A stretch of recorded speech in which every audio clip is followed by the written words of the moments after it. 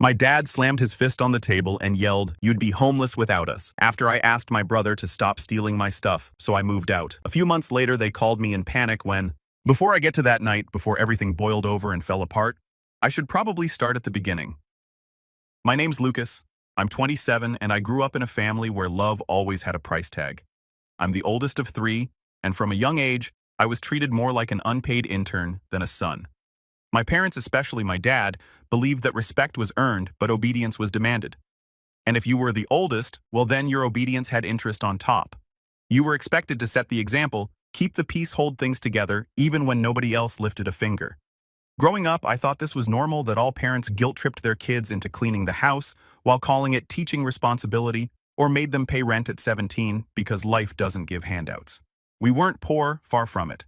My dad worked in construction management and my mom had a remote admin job for a legal, had a decent backyard, and always had enough for birthday parties, new clothes, and dinners out. But they had this mindset, this obsession with hardening us for the real world. Only that hardness was always directed at me.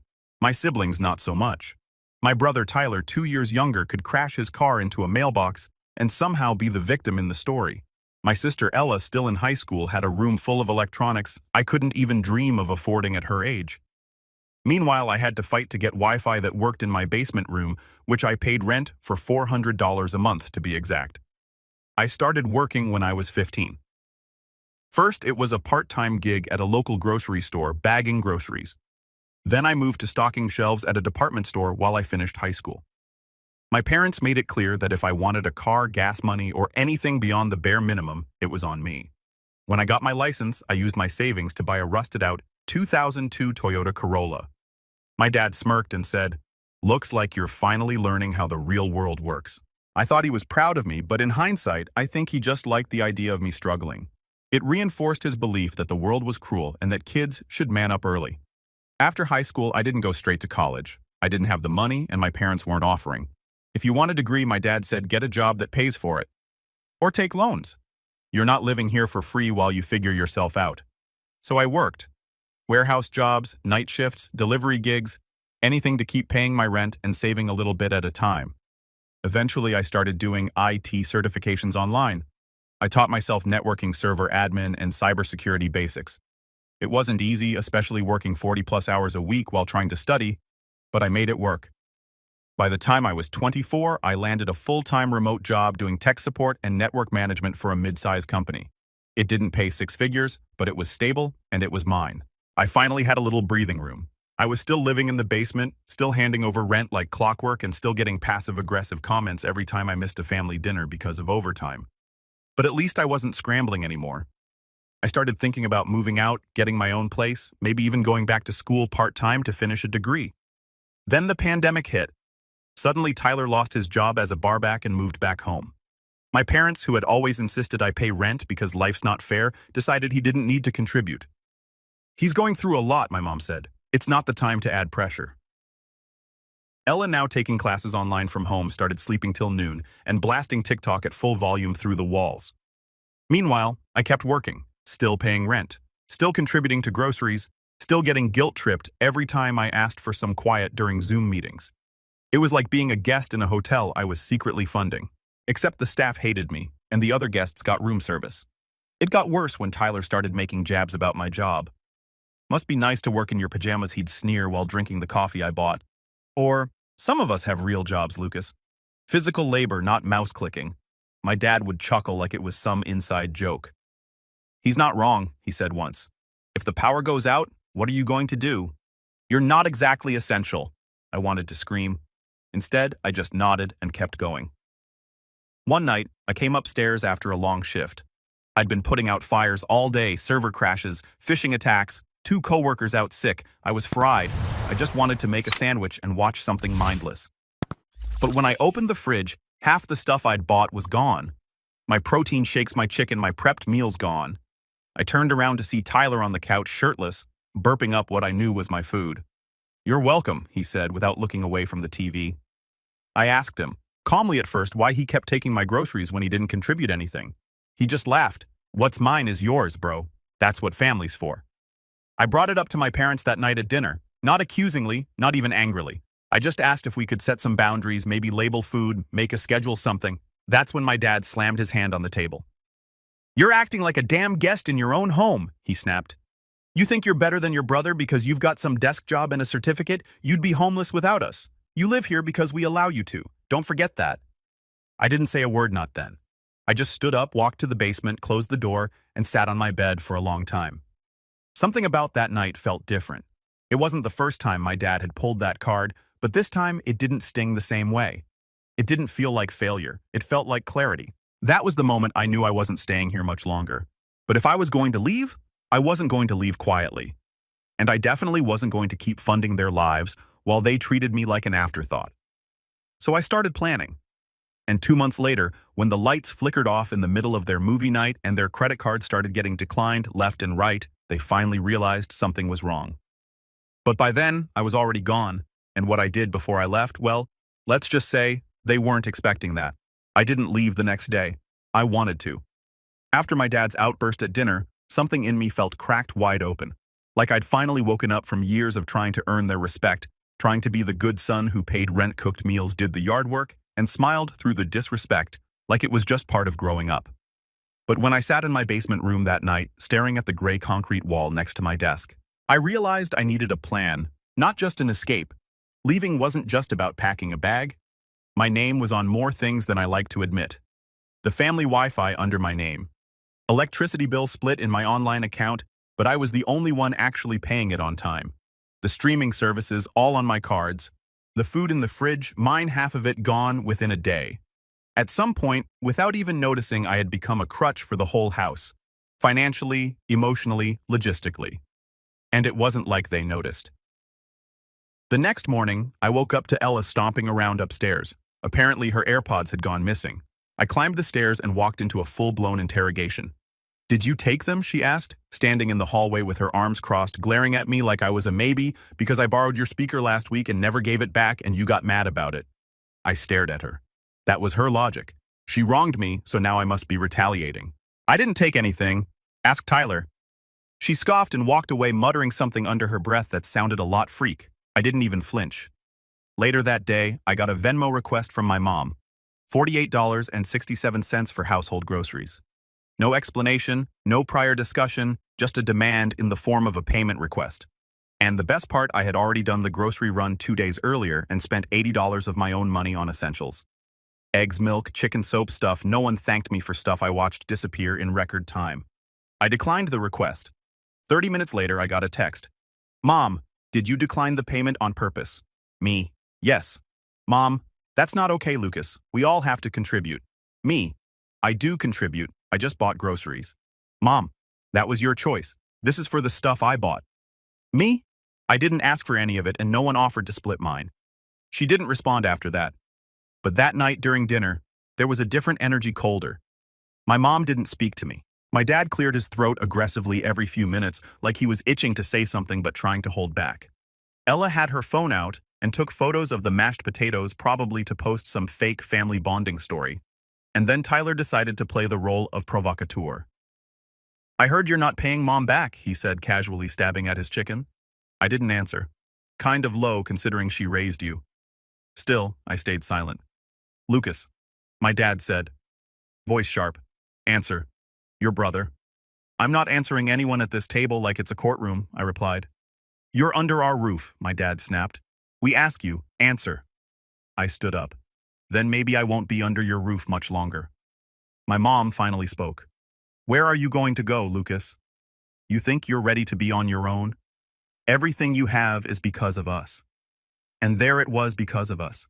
Like my job, my savings, my sleepless nights studying while they slept upstairs. None of it counted. Like I'd been given a scholarship to life and they were the generous donors. I didn't say another word. I left the table and walked straight back downstairs. That night I started pulling numbers. I looked at my bank account, calculated what it would take to get a small apartment, started browsing listings for studio rentals on the other side of town. I called a couple of friends quietly, cautiously, just to ask about their buildings, about availability. I created a checklist: transfer, Wi-Fi, remove auto-pays, separate my cards from the bills. I knew it would take a few weeks to untangle myself, but I was determined to do it right, to leave clean, silent, without burning a bridge, but without ever walking back across it. The next week, I started slowly transferring utilities out of my name. I contacted the internet provider and told them I was moving.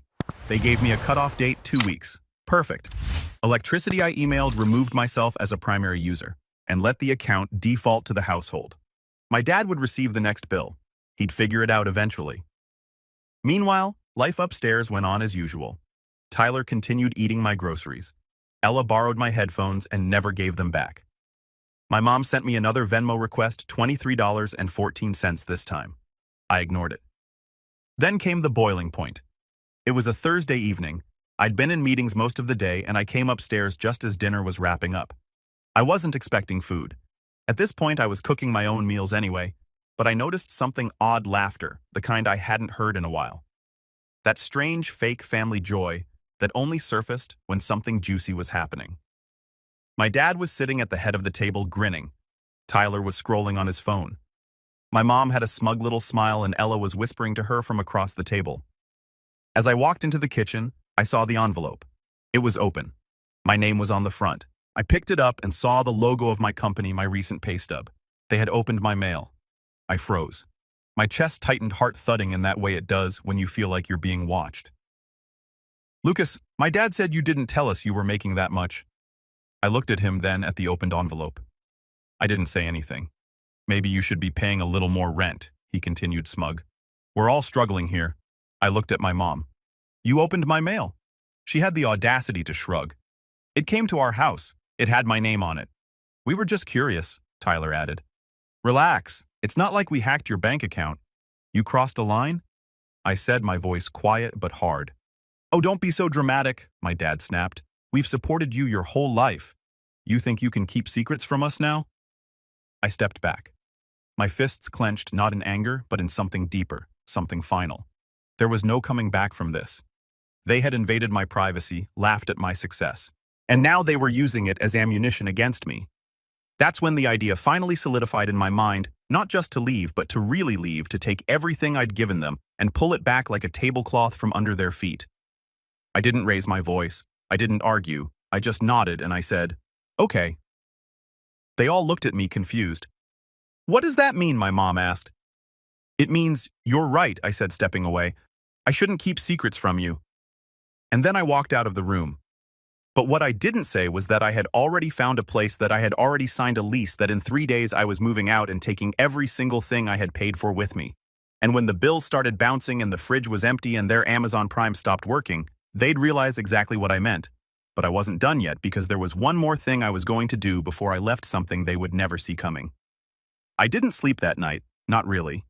I lay in bed, fully clothed, staring at the ceiling with the dull hum of the server fan beside my desk keeping me company. My mind replayed everything: my dad's smirk, Tyler's laugh, my open mail lying on the counter like it belonged to everyone but me. There was this heaviness in my chest, the kind that didn't come from sadness exactly, but from exhaustion. Years of trying to keep the peace, trying to be the strong one, the provider, the fixer. All of it had chipped away at me until there was barely anything left to give. And now they wanted more. 3 days. That was all I had to get everything ready. I'd already signed the lease on a small one-bedroom apartment on the edge of town. Nothing fancy, second-floor, older building, the kind of place you wouldn't look twice at from the street, but it was clean, quiet, and most importantly, mine. No basement, no passive-aggressive sighs through the ceiling, no family meetings disguised as interventions. Just a space where my things stayed, where I left them, and my paychecks belonged to me. But I couldn't just walk out the front door. That would be too easy. I had to move quietly, methodically. If they sensed something was coming, they'd try to sabotage it. Maybe not directly, but in those subtle little ways they'd perfected over the years. "Lucas, we need your help with this bill. Lucas, can you drive Ella to school? Lucas, the Wi-Fi's down. Can you call them again? Just enough to slow me down, just enough to keep me useful." So I moved in silence. On Friday, I scheduled the Wi-Fi to shut off Monday morning. Canceled the streaming services that I paid for: Netflix, Hulu, Disney+, all of it. They were all linked to my email. They wouldn't even know why they were gone until the Who's Watching screen failed to load. I stopped the autopay on the electricity and gas. I switched my Amazon account to a pickup locker near my new apartment. I even swapped the billing address on my debit card. No more shared mailboxes. Saturday, I packed slowly, a little at a time, a few books here, my hard drives there. I boxed up my monitor and left my backup one hooked up so it wouldn't look suspicious. Every time I brought a load out to my car, I'd park a block away just in case someone peeked out the window. I felt like I was sneaking out of a place I was never supposed to escape from. And then Sunday came. I left early before anyone was up, took the final load: clothes, towel, kitchen supplies. The last thing I grabbed was a photo frame off my desk. It was a picture of me from graduation, cap, crooked smile, uncertain. My parents stood behind me in that photo, arms on my shoulders. Back then I thought that meant support. Now I saw it differently, like they were holding me down. I placed the frame face down on the desk and then I drove. It took me less than 15 minutes to get to my new place. But those 15 minutes felt longer than the last 15 years. Every stoplight was a countdown. Every turn was a step towards something bigger than just a new address. It was freedom, or at least the hope of it. When I opened the door to my apartment, it smelled like paint and dust. The furniture I ordered wasn't arriving until Tuesday, so for now it was just me, 2 boxes, and a mattress I bought secondhand. But it was quiet, peaceful. I could hear the distant sound of a dog barking in the courtyard. Someone upstairs was watching a basketball game. I didn't mind. It wasn't hostile. It wasn't minefield silence. It was normal. I sat on the floor for a long time that day, leaning against the wall, laptop open, watching the sunlight crawl across the hardwood. And for the first time in a long time, I didn't feel small. But rebuilding doesn't happen in a single afternoon. That first week was rough, emotionally, I mean. There's something terrifying about sitting alone in an empty apartment with no one to ask what's for dinner or how your day was. I wasn't used to silence that didn't have teeth. My mind kept flashing back to every conversation I ever had with my family, where I let something slide every moment. I let them diminish me. Every time I thought, maybe if I just try a little harder, they'll see me. I realized something painful that week. They did see me. They just didn't value me. And that hurt more than I expected. By day 3, I caught myself reaching for my phone, half expecting to see a text from my mom asking if I was okay, or my dad offering some weird backhanded apology. But there was nothing, just silence, like I'd never existed in that house at all. It should have made me angry. Instead, it made me determined. I started working harder, smarter. I restructured my work hours, set up a better workstation, built out a new resume, just in case I wanted to climb somewhere new. I signed up for an online class, cybersecurity audit certification, something I'd put off for over a year. Without their noise in my head, I could think again. I was sleeping better too. No more waking up to Ella's music or Tyler's gaming chair creaking at 3 a.m. Every little win started to feel bigger. Cooking my own meals, managing my own schedule, watching a movie without someone barging in. It sounds ridiculous, but freedom has a taste, and I was finally learning it. Then came the messages. They didn't realize I was gone until the power went out. First, it was my mom. Mom, Lucas, the electricity's not working. Can you call the company, Mom, Lucas? Mom, we're sitting in the dark. Did you forget to pay it? I didn't reply. Then Tyler messaged. Tyler, bro, the Wi-Fi's down.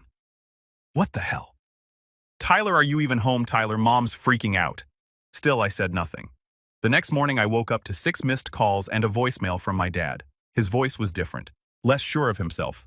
That faux authority stripped down to uncertainty. Lucas, listen, we need to talk. Things have gotten a little complicated. There's been a misunderstanding, clearly. You can't just cut off everything like this. That's not how families work. Call me back. I stared at the phone. That's not how families work. And yet they've been doing exactly that to me for years, emotionally, financially, spiritually. The irony would have been funny if it didn't sting so much. A week passed, then another. I stopped checking their messages, focused on my classes, improved my work metrics. My manager actually noticed and gave me a bonus, said he liked the new energy I brought to the team. I smiled and said, thank you. But inside I knew the truth. I wasn't just working better, I was living better. Every day I grew a little more distant from the version of myself that used to live in that basement. That version who kept asking, why can't they love me the way I love them? The version who made himself smaller to keep the peace. The version who paid rent just to avoid being called ungrateful. He was gone now, and in his place was someone new. Someone who had just learned how powerful it is to be done. But the story doesn't end there. Because just when I thought I could finally move on, something happened. Something I didn't expect. Something that made me realize this wasn't just about leaving anymore. It was about making sure they never treated someone else the way they treated me. And I had the power to do that. Because I knew things they didn't think I remembered. I had access to accounts they'd forgotten I managed. And when I checked my old inbox one random night out of curiosity, I saw an email thread that stopped me cold.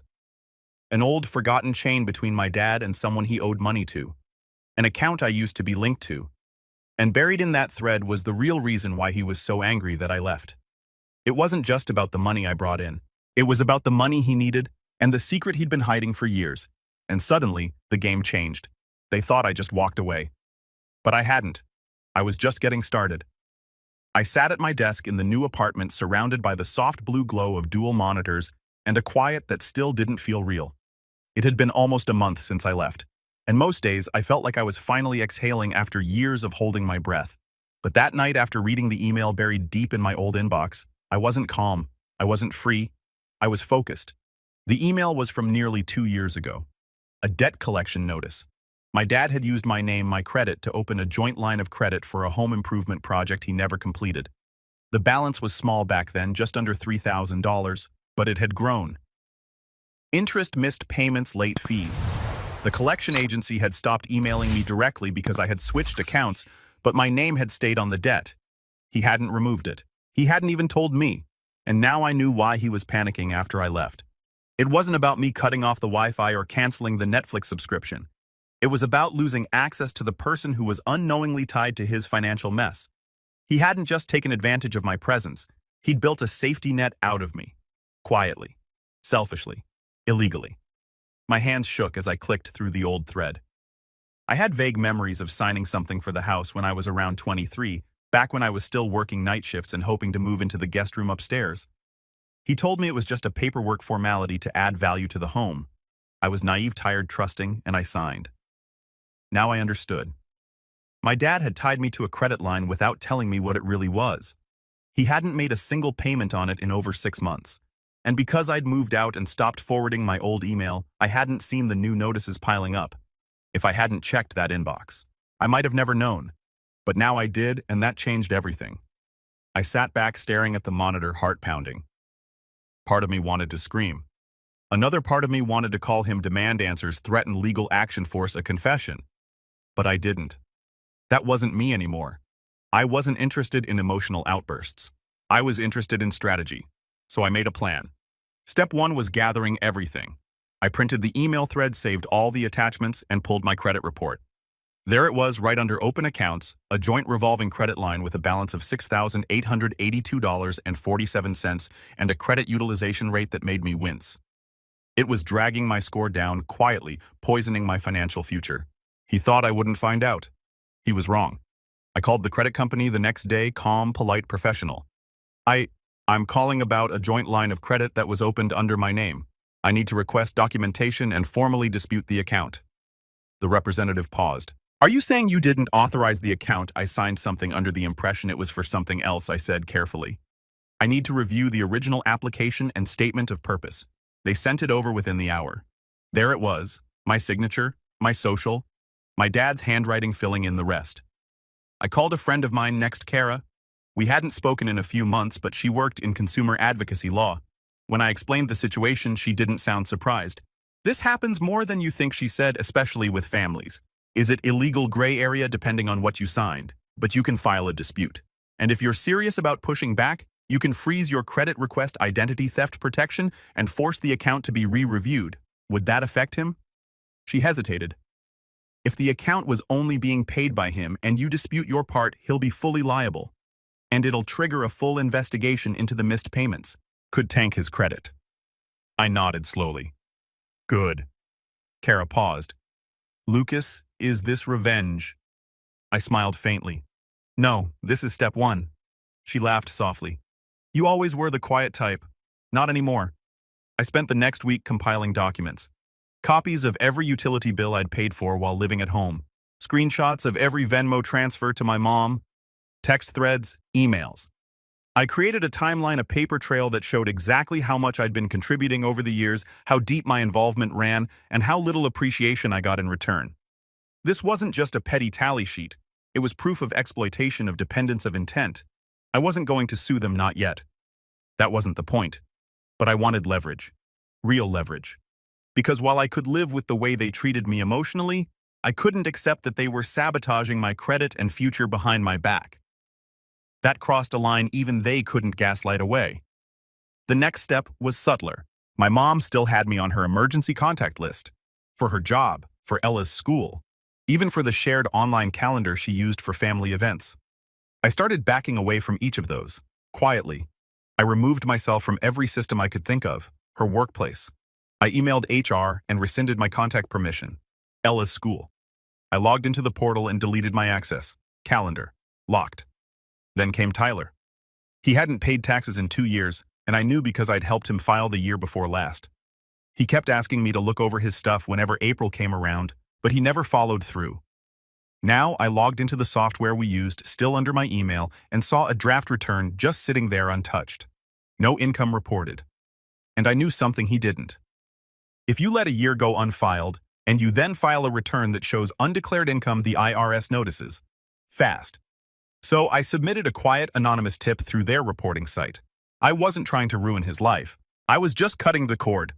Then came Ella. She was too young to do anything damaging, but I knew she was using my old Spotify account still logged in on her iPad. So I changed the password. Same with the Disney Plus account she used to stream her favorite shows.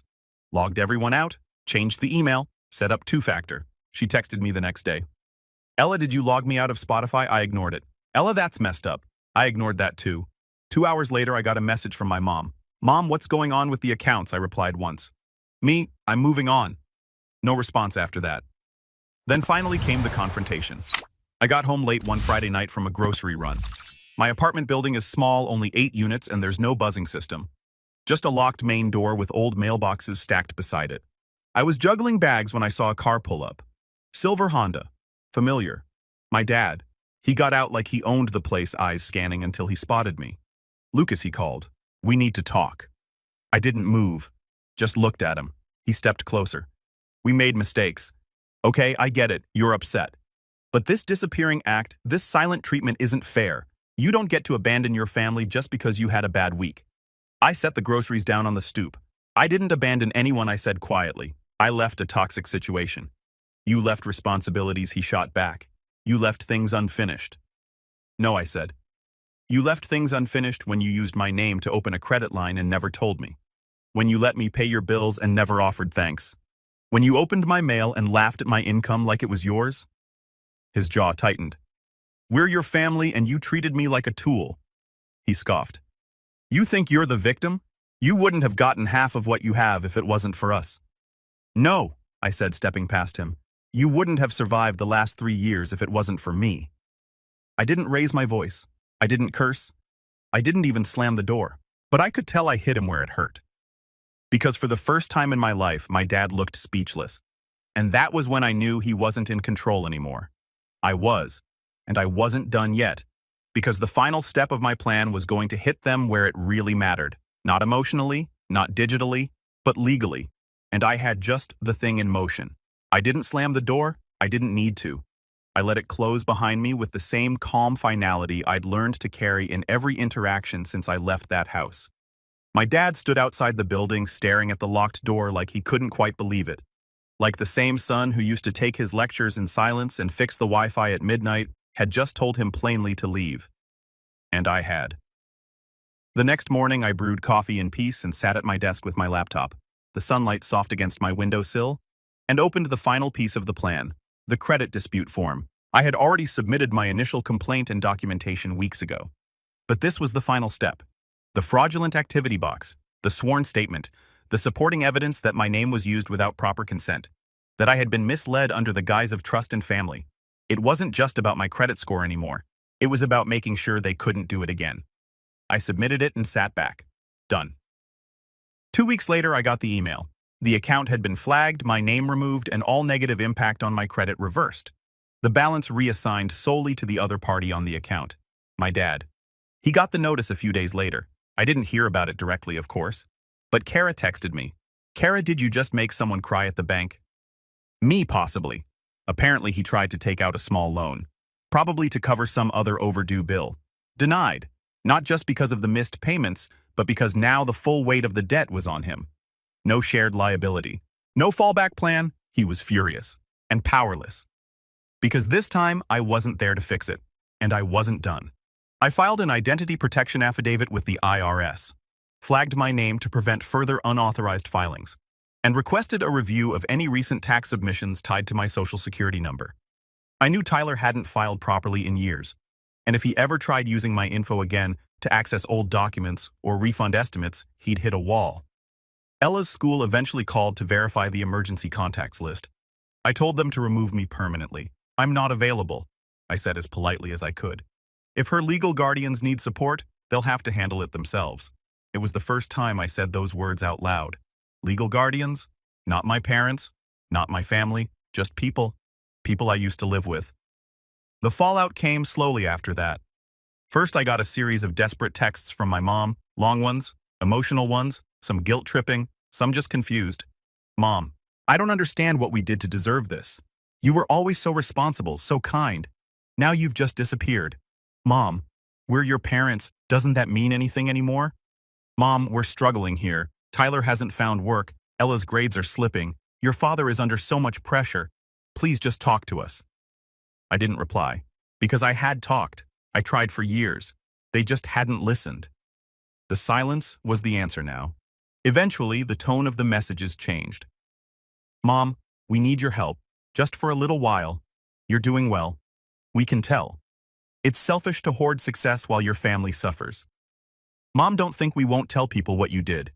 You left us in the dark, Lucas. People are asking questions. Don't make us say things we can't take back." Oh, there it was. Manipulation right on schedule. Still, I said nothing. But I did one last thing. A few months prior, I had created a shared drive when I was still handling a lot of the family's tech stuff. Photos, tax files, scanned documents, receipts. It had grown into a kind of digital junk drawer that no one maintained, but everyone relied on. I logged in one final time and wiped everything except one folder.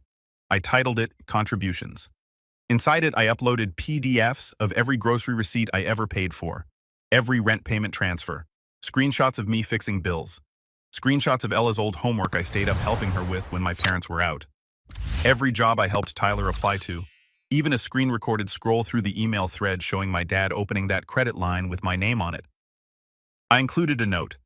"This is what I did for you, not because you deserved it, but because I thought for a long time that love was earned through sacrifice.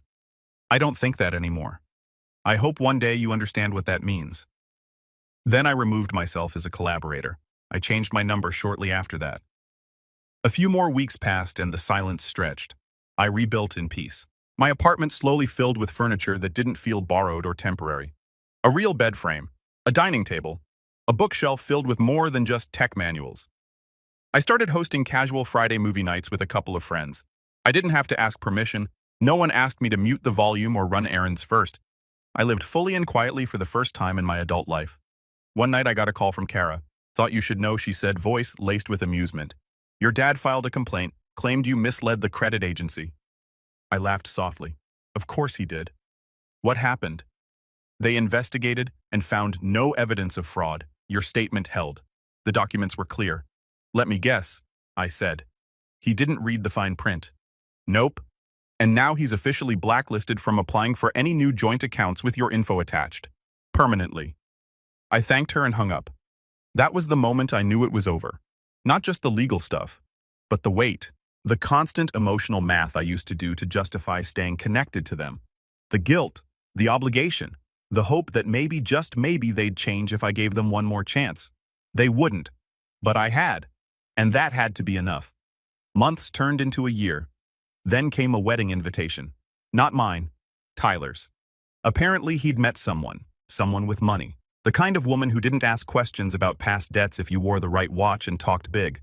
I wasn't invited, of course, but one of our old family friends accidentally sent me a group photo from the reception. There they were. Mom, Dad, Ella, and Tyler smiling for the camera. Except none of them were standing next to each other. They looked like four strangers who happened to be in the same room. It didn't bring me joy. Not really. But it did bring closure. They built a house out of expectations, control, and silence. And I walked out the front door. I didn't break the windows. I didn't set it on fire. I just turned off those lights and left. And when they realized how much of their comfort depended on me, they called in the dark. But I didn't answer. Because some homes are only homes when you hold the key. and I wasn't coming back.